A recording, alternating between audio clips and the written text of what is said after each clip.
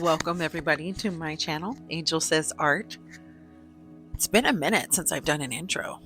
Been kind of all over the place lately, but I want to make sure to stop to say thank you. Thank you to everybody who is taking the time to give me a thumbs up and to leave comments. I read everyone and I interact with you all. I enjoy the interactions.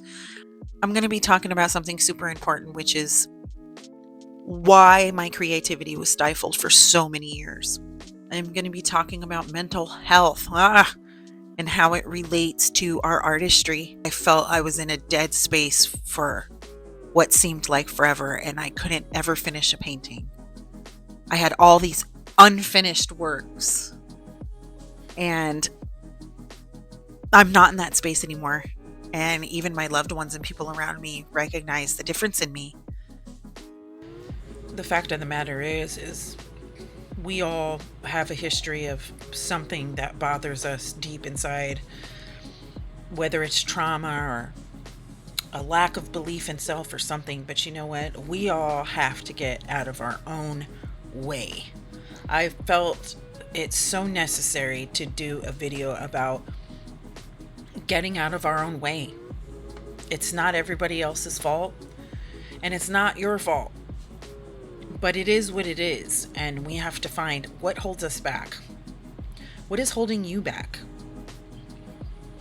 What seeps inside of our minds and tells us we're not good enough, or we're not quite there yet, or if I plan a little bit harder, then I'll be there. Then I can jump and I can follow my dream. If I just save enough money or plan for another year, I'll be ready.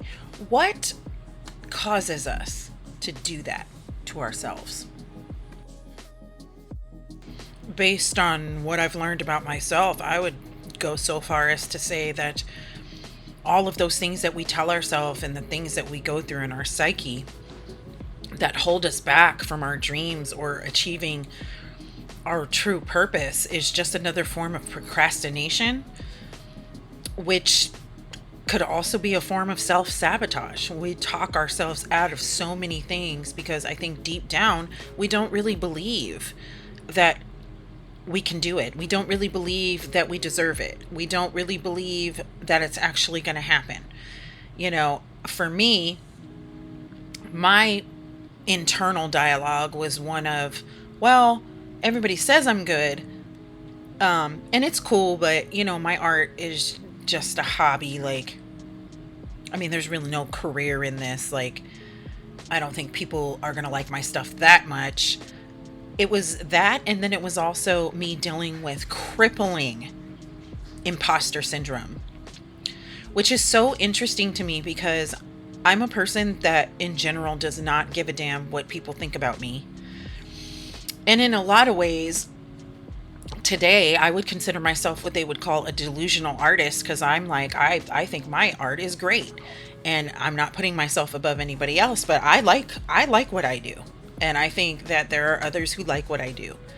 But for many years, I had crippling imposter syndrome, as if I wasn't actually an artist. I was just pretending to be one, or calling myself an artist when I didn't actually believe that.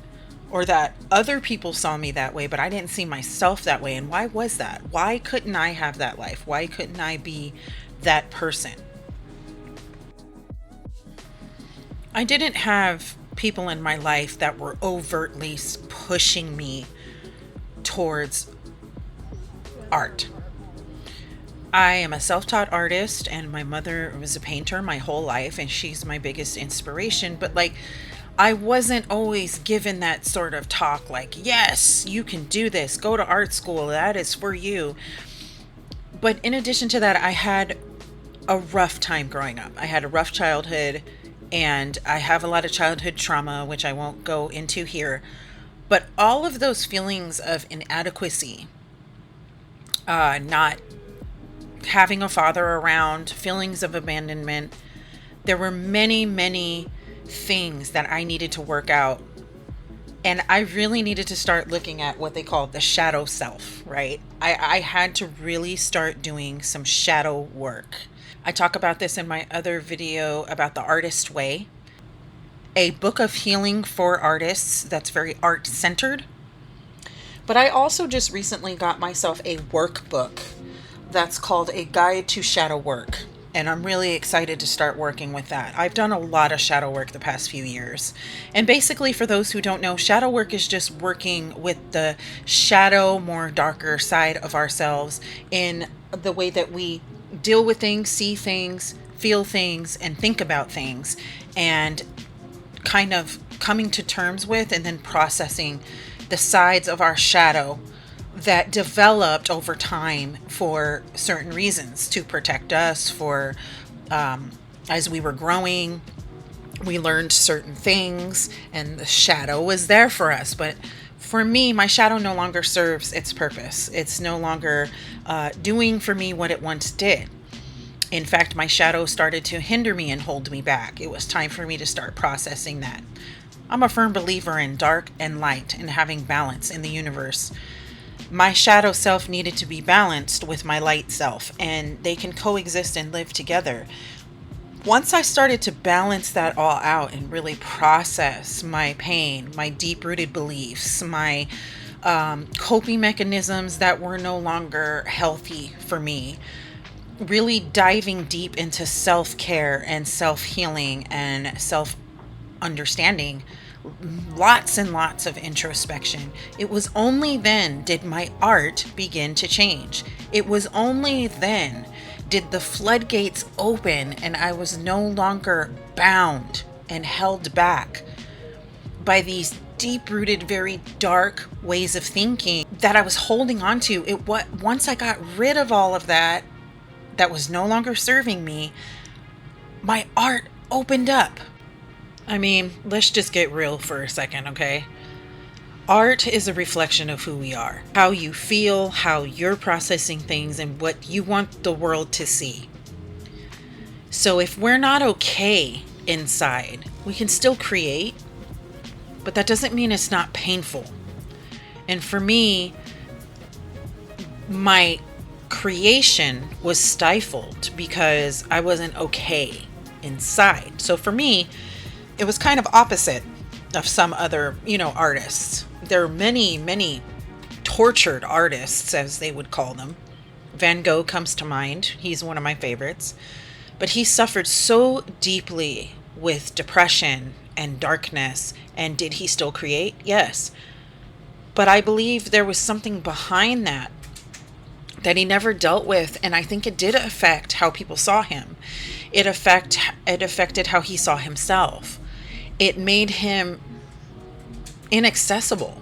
It made him a recluse. He didn't want to be around people. We suffer in silence as artists, and then it can come out in our art, but it can also just hold us back from realizing the truth of the greatness that we could really be in our artistry. And that was so true for me. I would start a painting and it would sit there half done for 3 years until I got sick of it, and then I would just gesso over it and start over. And some of them I was so in love with that I kept. And I just started reworking some of my 12, 13, 14-year-old paintings and breathe new life into this original thought and idea that I had. But that's a testament to what I'm saying. I went from not being able to finish anything to always feeling so pressured, to always feeling so like I would feel inspired for a moment and then I wasn't anymore. And it was this constant back and forth, and it was this constant.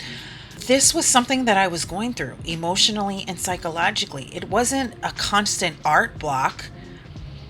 If you're constantly art blocked, which is what the artist way actually talks about, that's a bigger issue. That's not art block anymore. That is deeper than art block. I'm a real believer that self-healing, introspection, and deep digging into oneself is one of the most radical acts of self-love that we can do.